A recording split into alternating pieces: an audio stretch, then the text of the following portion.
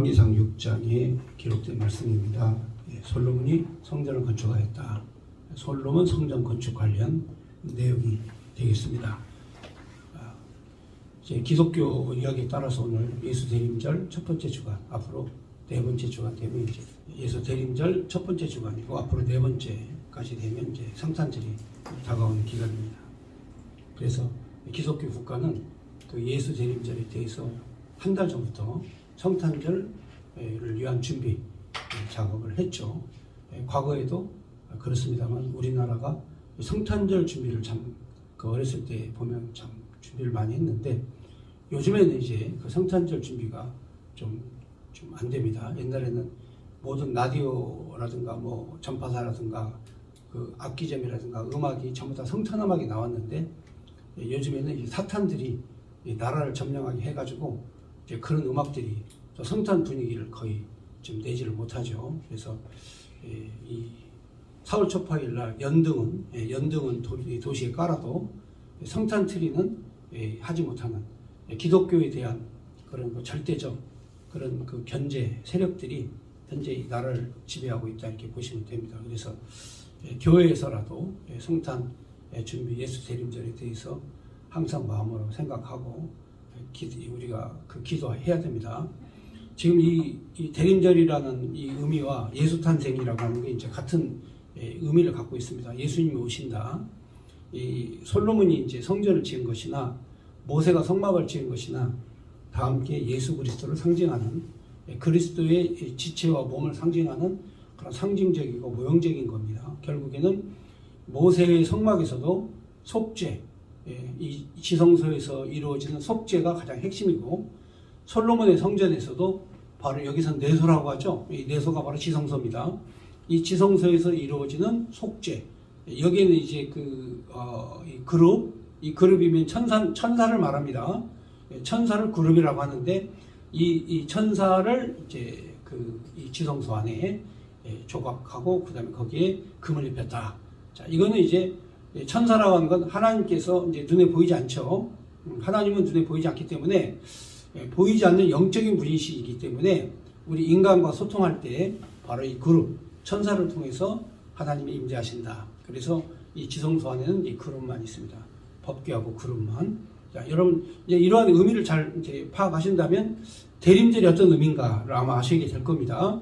자, 이제 이 그리스도 예수와 바로 우리의 만남은 바로 이 모세의 성막과 솔로몬의 성전과 같은 것입니다.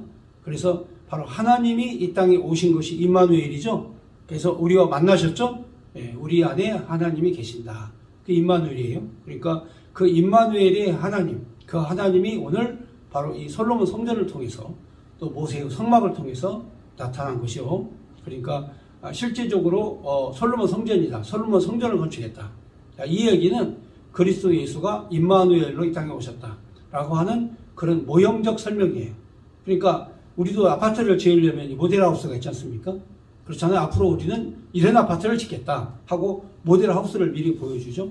그러니까 바로 예수 그리스도의 구속사역은 바로 모세의 성막처럼 솔로몬의 성전처럼 그렇게 이루어진다 하는 내용을 설명을 해주는 겁니다. 그래서 솔로몬이 성전을 짓는 거 하나하나가 다 복음적입니다. 나중에 이제 신약시대에 와가지고 이게 교회로 바뀌어지는데, 이 공동체가 이제 교회로 바꿔지는데, 바로 이 교회가 모세의 성막과 같이, 그 다음에 솔로몬의 성전과 같이, 그리고 신약시대에 바로 이 기독교의 교회와 같이 이렇게 실체적으로 나타나는 거죠.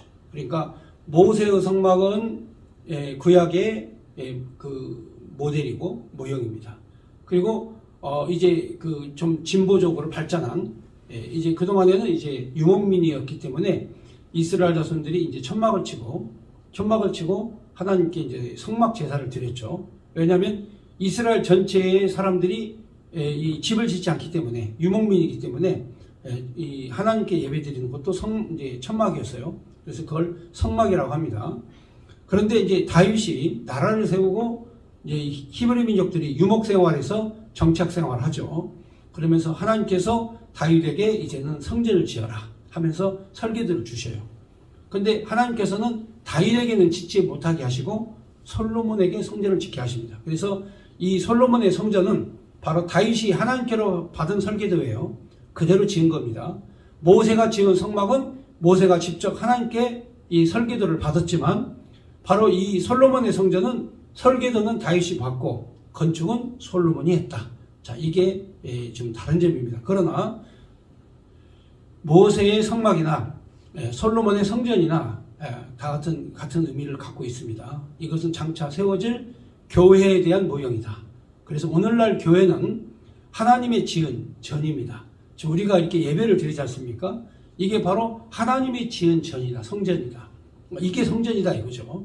그러니까 지성소가 있고 성소가 있고 마당이 있고 번제단이 있고 분향단이 있고 그 다음에 성교가 있고 법궤가 있고 뭐 이런 게 성전이 아니라 그리스도 예수가 함께 하시면 그게 바로 하나님의 거룩한 전이다. 이렇게 말씀을 했죠. 그러니까 이제 성전의 의미를 우리가 잘 이해를 하셔야 됩니다. 자, 오늘 솔로몬이 이제 지은 전에 대해서 어떤 방식으로 어떻게 지었는가, 그리고 규모와 사이즈가 어떻게 되는가를 이제 설명을 해줍니다.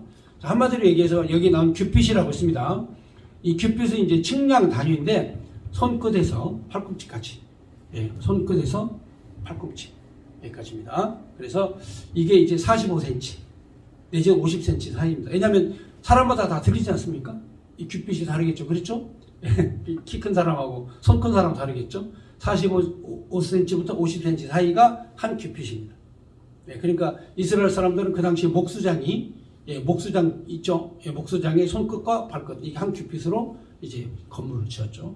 그럼 대략 50cm를 잡고 이 성전의 건물 크기는 어느 정도냐면 길이가 30m입니다. 길이가 30m. 그 다음에 높이는 15m. 그리고 폭은 10m. 자, 이제 제가 그림이 그려졌죠? 자, 이 정도 사이즈면은 아파트 있죠? 5층짜리 아파트. 15m, 5층짜리 아파트 한 동 정도. 폭은 10m에, 그 다음에 길이는 30m. 높이는 15m. 대강, 이제 이 크기가 어느 정도인가 이해가셨죠? 그런데 이제 성경에는 3층으로 졌습니다. 이 성경이 3층, 하층, 중층, 상층 해가지고 3층으로 지었어요. 층수가 3층입니다. 자, 그리고 좀 이따가 이제 읽을 텐데 이해를 좀 돕기 위해서 미리 설명을 해드리겠습니다. 벽이 없어요. 벽이 없고 골방이에요, 골방. 골방입니다. 10m 폭이 있는데 이 옆에 각각 작은 방을 이렇게 만듭니다. 양쪽에 방을 만들고 이 골방을 이제 쭉 높이 쌓으면은 벽이 두꺼워져요. 근데 이 벽 두꺼운 그 벽을 다 흙으로 채울 수 없으니까 다 골방을 만듭니다. 쭉 이렇게 한 칸이 막아가지고 그렇게 해서 15m를 올리는 겁니다. 그러니까 고대에는 콘크리트 건물이 아니잖아요. 콘크리트 건물이 아니고 석조 건물이지 않습니까?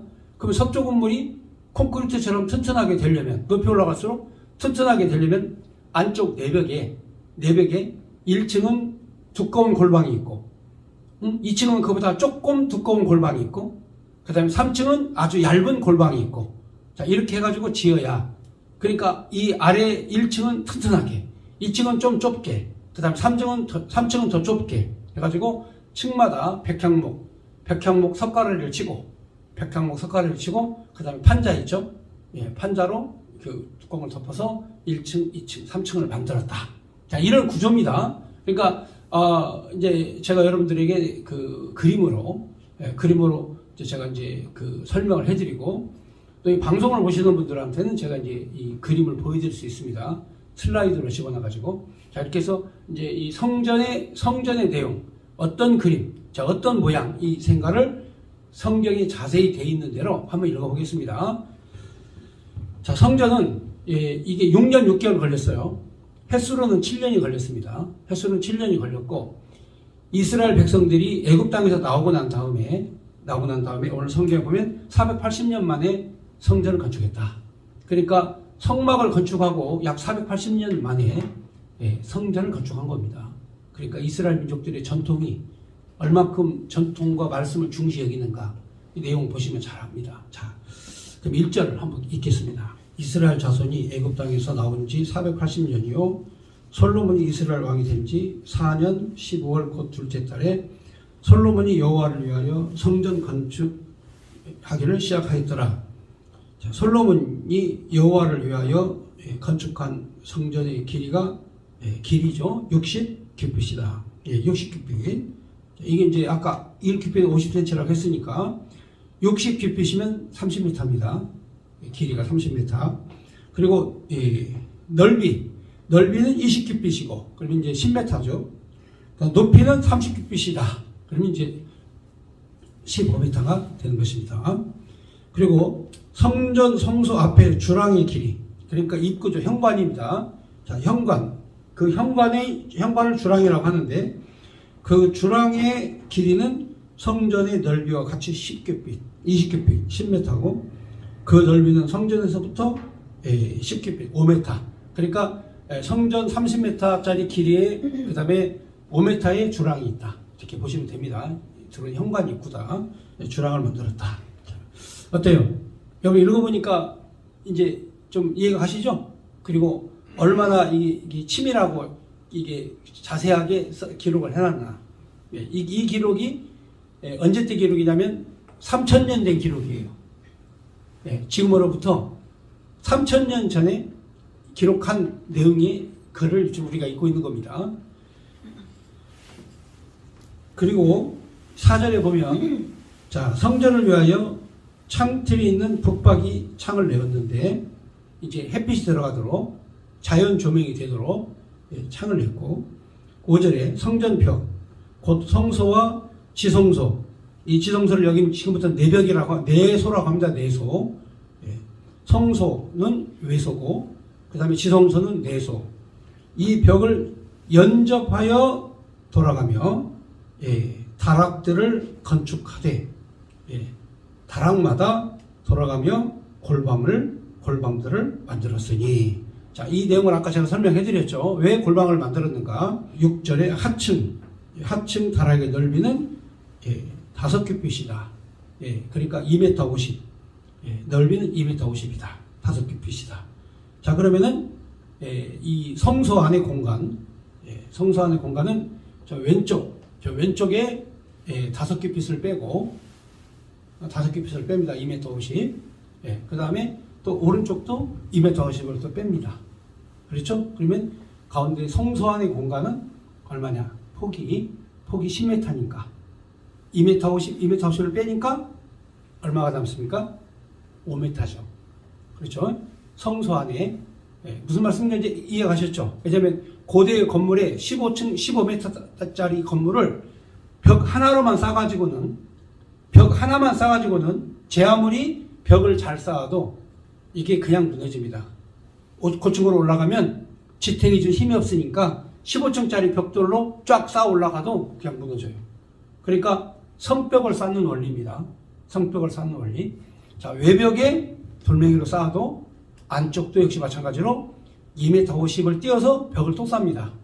그게 바로 뭐냐? 골방, 다락. 아시겠죠? 자, 이런 형식으로 5규빗으로 이 골방을 쭉 이렇게 만들어 놓습니다. 그러면 성소 내벽이죠.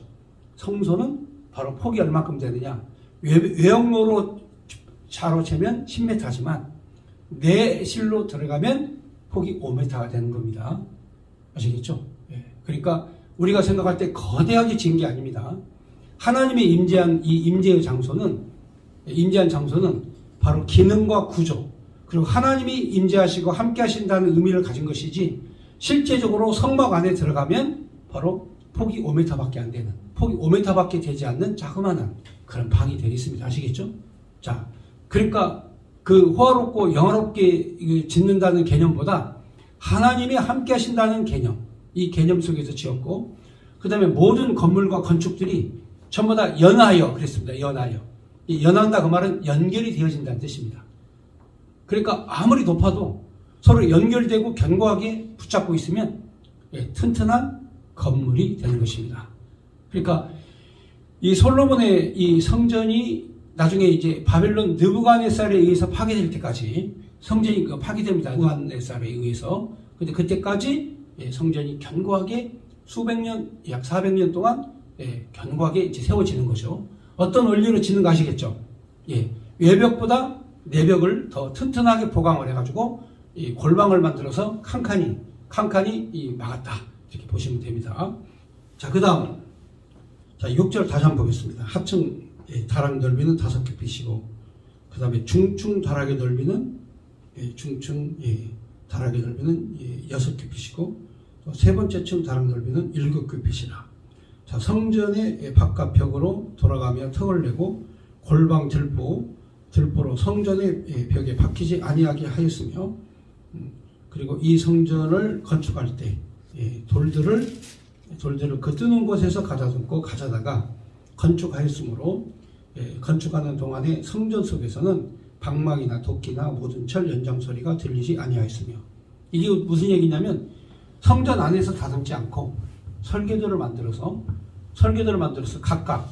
각각 위치에서 돌을 다듬습니다. 다 다듬어서 번호를 매겨가지고, 돌멩이 번호를 매겨가지고 순서대로 지어다 날라가지고 얹히면 되는 거예요. 그러니까 현장에서 막 자로 재면서 막 깎아가지고 다듬고 이게 아니에요.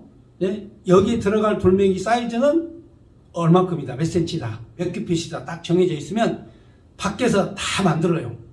밖에서 만들어서 가져와가지고 조용히 조립만 하는 거예요. 갖다 놓기만 하면 되는 거예요. 그러니까 하나의 성전이 지어져 갈 때 여러 개의 돌멩이들이 각각의 제 위치에서 각각의 모양새대로 다듬어지는 거예요. 그러니까 이게 교회의 비결인데, 교회는 다 똑같지 않아요.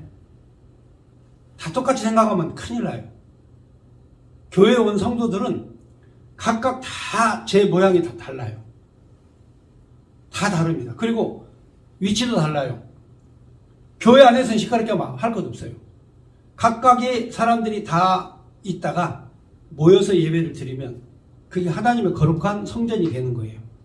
그래서 너의 몸이 하나님의 거룩한 뭐라고 그랬어요? 성전이라고 그랬어요. 우리의 몸 각자가 하나님의 거룩한 성전이다. 그러니까 여기에서 이 솔로몬이 지은 성전도 마찬가지예요. 모든 돌멩이의 모양과 생김새가 다 달라도, 각각 다 달라도 이 돌멩이를 한 군데 모아놓으면 하나님이 기뻐하시는 거룩한 성전이 된다. 이게 성전의 가장 기본적 모습이다. 이렇게 보시면 되겠습니다. 8절입니다. 중층 골방의 문은 성전 오른쪽에 있는데 나사 모양의 층계로 말미암아 하층에서 중층에 오르고, 또 중층에서 셋째 층, 상층이죠. 셋째 층, 상층에 오를 때에는 또 역시 마찬가지로 똑같이 그 나사 모양, 나사 모양의 계단 아시겠죠? 뭐 우리가 이제 그 중세 영화 같은 거 보면은 그 종탑에 올라가면 그 계단이 다 나사 모양이죠. 이렇게. 지금 우리나라도 이제 하층에서 복층으로 올라가려면 나사 모양의 그 계단이 있죠. 이제 이 계단을 만들었다는 거죠. 그래서 1층에서부터 2층, 2층에서 3층으로 나사 모양의 계단이 서로 연하여 통하게 되어 있다. 6절 성전 건축을 마치니라. 그 성전은 백향목 석가래와 널판으로 덮였고, 자, 이 석가래는 이제 가로지르는 이 석가래는 가로지르는 그 대들보죠. 이 대들보를 석가래를 치고 백향목으로, 그 다음에 이제 그 송판 널판을 깎아가지고 그 위에 덮었다. 그래서 각 층층이 됐다 이 말이에요. 층층 1층, 2층, 3층. 10절에 보면 또 온 성전으로 돌아가며 높이가 5큐빗 되는 다락을 건축하되 백향목 들보로 성전에 근접하게 하였더라 그랬어요.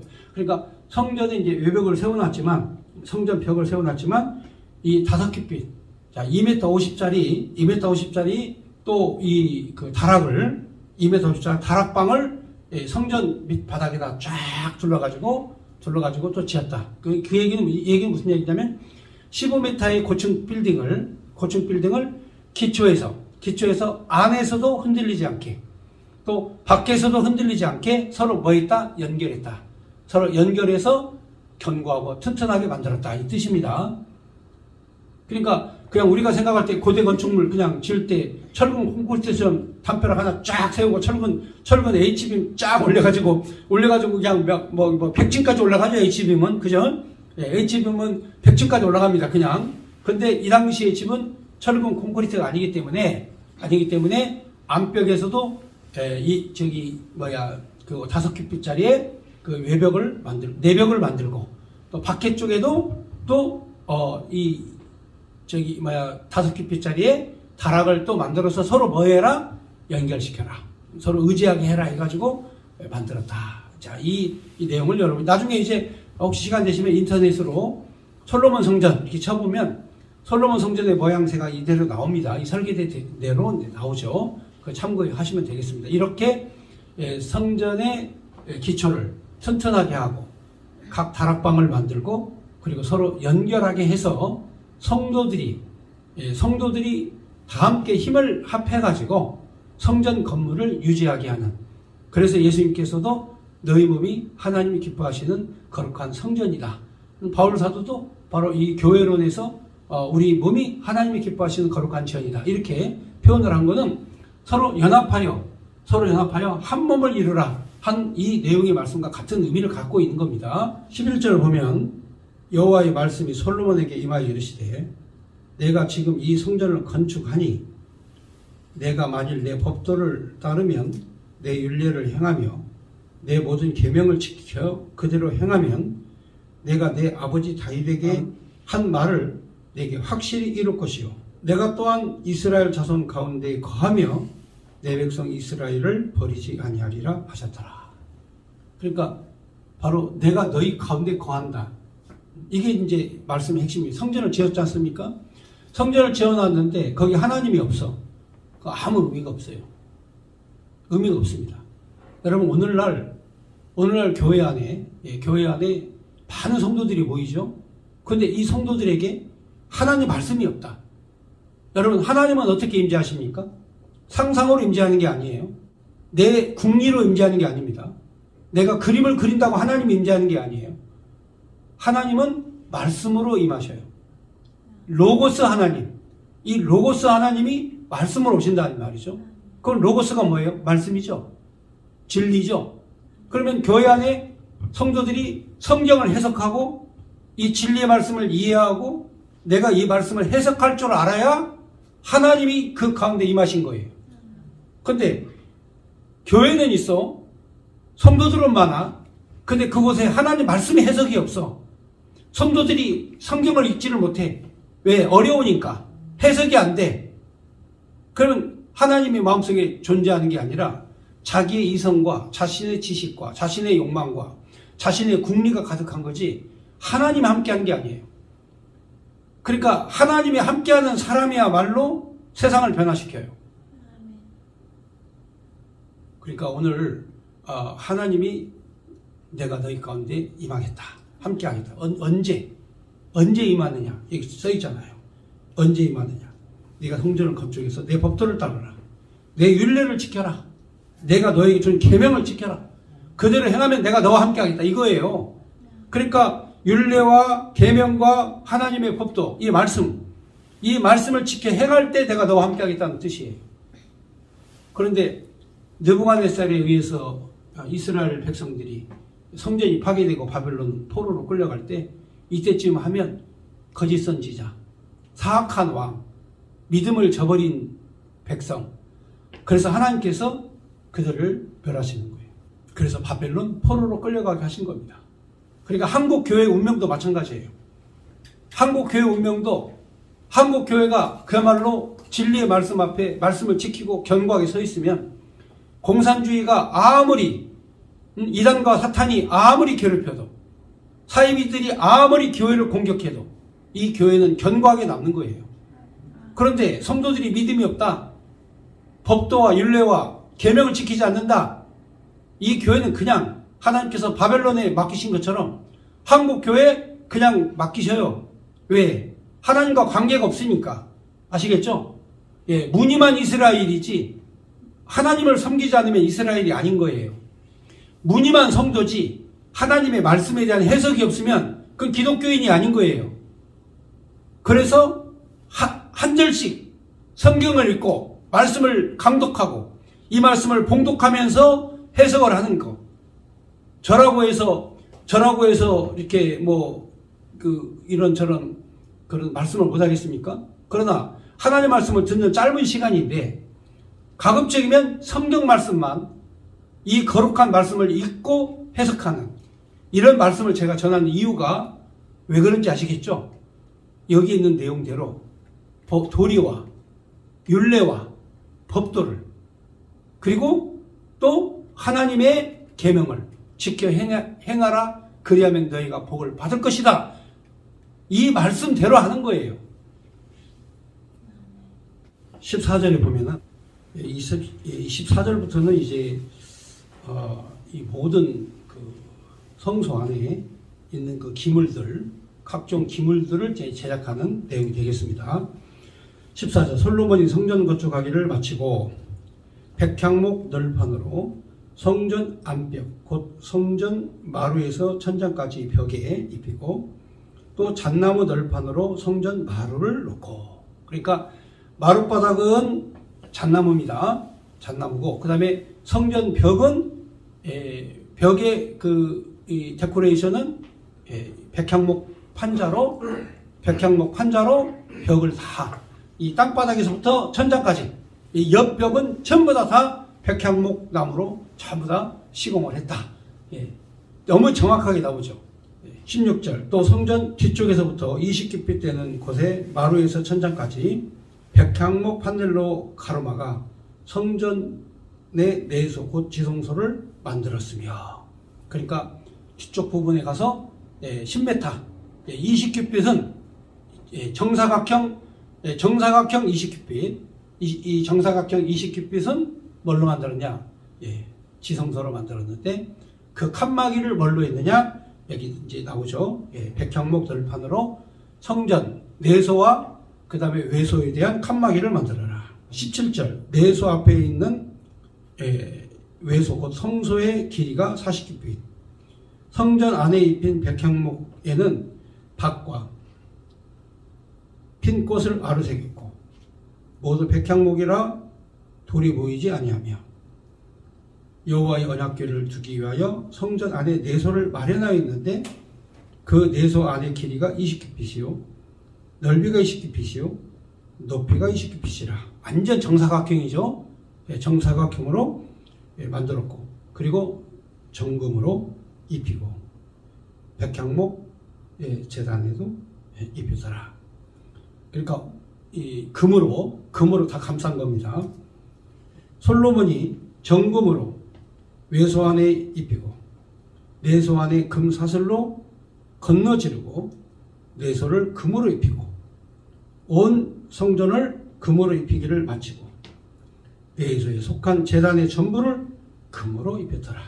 그러니까 성전 전체를 다 금으로 감쌌다 이 말이죠. 그러니까 백향목 판넬이 옆으로 시공한 판넬이 보이지 않게, 벽이 보이지 않게 전부 다 모든 곳을 다 황금으로 다 감쌌다 이거죠. 온 성전을 금으로 입히기를 마치고 20절 22절에 내소에 속한 제단의 전부를 다 금으로 입혔다 이렇게 말씀했습니다. 23절 내소 지성소 안에 감람나무로 두 그룹을 만들었는데 그 높이가 각각 10규빗, 그러니까 5m의 그룹을 만들었습니다. 그러니까 이 지성소의 높이가 10m니까 반절 정도, 5m 정도 되는 천사, 날개가 있는 천사 있죠. 날개 있는 천사, 이걸 그룹이라고 그래요. 여기에서는 지금 천사인데 천사가 날개를 이 날개를 핀 그룹을 만들었는데 여기 24절에 한 그룹에 이쪽 날개도 5규빗이요 저쪽 날개도 5규빗인데 이쪽 날개 끝으로부터 저쪽 날개까지 10규빗이며 다른 그룹도 10규빗이니 그 두 그룹은 같은 크기와 같은 모양이요 그 그룹의 높이가 10규빗이요 저 그룹도 같더라. 자, 그러니까 이제 그 5m짜리 그룹을 만들었는데 날개도 쫙 펴보니까 그것도 날개도 5m까지 쫙 퍼지더라 이거죠. 날개도. 그러면서 서로 그룹이 서로 날개를 마주하면서 이제 황금으로 그걸 다 덧입혔다. 그래서 26절에 그 그룹의 높이가 10규빗이고 저 그룹도 같았더라. 솔로몬이 내소 가운데 그룹을 두었으니 그룹들의 날개가 펴져 있었는데 이쪽 그룹의 날개는 이쪽 벽에 닿았고 저쪽 그룹의 날개는 저쪽 벽에 닿았으며 두 날개는 성전 중앙에서 서로 닿았더라. 그가 금으로 그룹을 입혔더라. 외에서 사방 벽에는 모두 그룹들과 종려나무와 핀 꽃 형상대로 아로 새겼고 내외 성전 마루에는 금으로 입혔으며 그러니까 이제 바닥도 뭘 입혔어요? 바닥도 금으로 입혔다 이거죠. 그러니까 성전 안에 들어가 보면 다 이제 뭘로 쌓여 있어요? 금으로 쌓여 있다. 그래서 내소에 들어가는 곳에 감람나무로 문을 만들었는데 그 문인방과 문설주 벽의 5분의 1이요. 감람나무로 만든 그 두 문짝에 그룹과 종려와 핀 꽃을 아로 새기고 금으로 입히되 곧 그룹들과 종려의 금으로 입혔더라. 종려의 금으로 입혔다. 그러니까 그 모든 모양을 가지고 있는 건 다 뭘로 입혔냐면 금으로 다 덧씌웠다 이거죠. 자, 이 금으로 덧씌운 건 이제 이유가 있어요. 제가 이제 그 이유를 제가 설명해 드릴 겁니다. 33절에 또 외소의 문을 위하여 감람나무로 문설주를 만들었는데 곧 벽의 4분의 1이며 그 두 문짝은 잣나무라. 이쪽 문짝도 두 짝으로 접게 되었고 저쪽 문짝도 두 짝으로 접게 되었으며 그 문짝에 그룹과 종려 핀 꽃을 아로 새기고 금으로 입히되 그 새긴 데에 맞게 하였고 또 다듬은 돌 3켜와 백향목 두꺼운 판자 한 켜로 둘러 안뜰을 만들었더라. 넷째, 이제 전부 다 뭐 이제 아까 다 설명해드린 내용이고요. 여기 이제 이 공사 기간 끝나는 기간입니다. 자, 넷째 12월 여호와의 성전 기초를 쌓았고 11째 해 불월 곧 8째 달에 그 설계와 식양대로 성전 건축이 다 끝났으니 솔로몬이 7년 동안 계산해보면 6년 6개월입니다. 횟수는 7년이지만 6년 6개월 7년 동안에 성전을 건축하였더라. 이렇게 해서 성전을 건축했습니다. 자, 그러면 이 설계도가 있을 거 아닙니까? 그렇잖아요. 솔로몬이 임무를 한 거 아니잖아요. 그럼 설계도가 어디서 나왔냐? 역대상 보면 나옵니다. 역대상 한번 보겠습니다. 역대상 28장 11절과 12절을 한번 제가 읽겠습니다. 구약성경 653쪽입니다. 다윗이 성전의 복도와 그 집들과 그 곡간과 다락과 골방과 속죄소의 설계도를 그의 아들 솔로몬에게 주고 또 그가 영감으로 받은 모든 것 곧 여호와의 성전의 뜰과 사면의 모든 방과 하나님의 성전 곡간과 성물 곡간의 설계도를 주고 그랬어요. 그러니까 이 설계도는 누가 주었냐면 이 다윗이 솔로몬에게 이 설계도를 줬습니다. 그러면 이제 다윗은 이 설계도를 어디서 받았냐? 그렇죠? 예. 이게 설계라고 하는 건 원래 이제 창조입니다. 창조. 전혀 없었던 거를 새롭게 만드는 걸 이제 설계라고 하는데 이 설계를 어떻게 만들었느냐? 19절 보겠습니다. 역대상 28장 19절.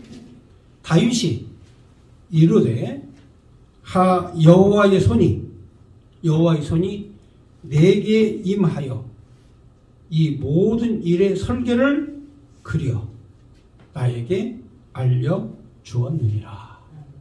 그러니까 이 솔로몬 성전의 설계도는 하나님께서 다윗의 손을 붙잡고 하나님께서 그려서 알려준 것이다. 자, 이게 하나님께서 바로 다 그려주셨다는 거죠. 이제 제일 귀중한 거. 자, 지금은 이제 백향목으로 졌습니다만 성막이죠. 이스라엘 백성들이 광야로 갔을 때 모세가 성막을 지을 때는 이 백향목이 없었어요. 성막을 지을 때 백향목이 없어가지고 판자를 만들 수가 없어요. 여러분도 알다시피 광야에 무슨 아름드리 나무가 있어가지고 그거를 켜가지고 송판을 만들고 판자를 만들 수가 없잖아요. 그러니까 천상 자신들이 쓸 수 있는 목재는 이 아카시아인데 이걸 조각목이라고 합니다. 이 조각목밖에 없어요. 자, 그렇다면 반듯한 이 성게 하나를 짜는 것도 널판지가 좋은 판자가 좋은 나무가 있어야 되는데 그런 나무가 없어요. 그러니까 다 조각목을 이어가지고 거기다가 황금을 덧입혀요. 황금을 덧입혀서 바로 성구와 성막을 만든 거예요.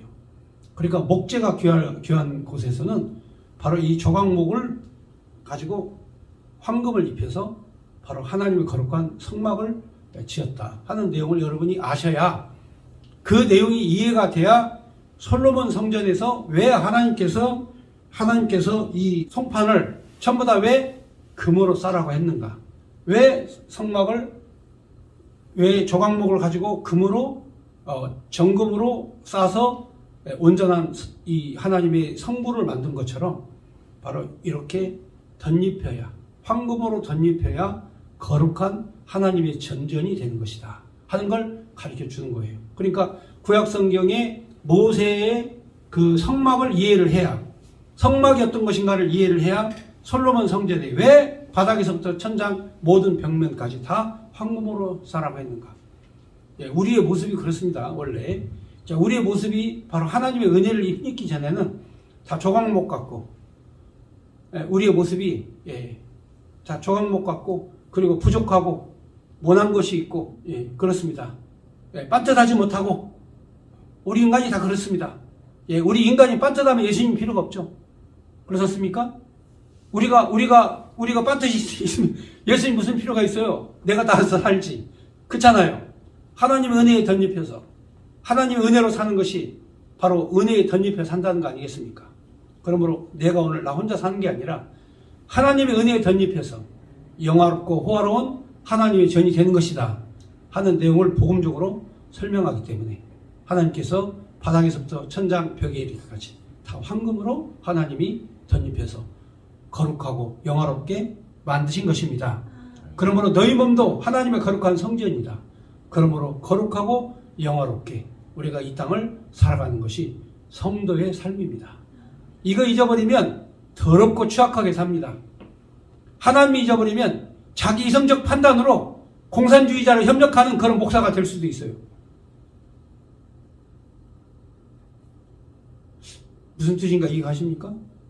자기도 모르는 사이에 교회를 하는, 동성애를 찬성하는 이런 사회주의, 공산주의자들을 목사님들이 협력하고 돕는. 왜? 복음과 말씀이 없으니까. 그래서 영화롭고 거룩하게 살지 못하는 그런 삶이 되는 겁니다. 그러므로 하나님의 말씀에 덧입히면 황금과 같은, 정금과 같이 나오는, 단련하여 정금처럼 나오는 하나님의 말씀에 덧입히면 부족해도, 나약해도, 뭐가 났어도, 연약해도 하나님이 영화롭게 성전의 제목으로 쓰신다. 이게 오늘 솔로몬 성전에 주신 은혜의 말씀이 되겠습니다. 감사합니다. 내가 하려고 하지 말고 주님의 은혜가 한다 생각하시면 됩니다. 감사합니다.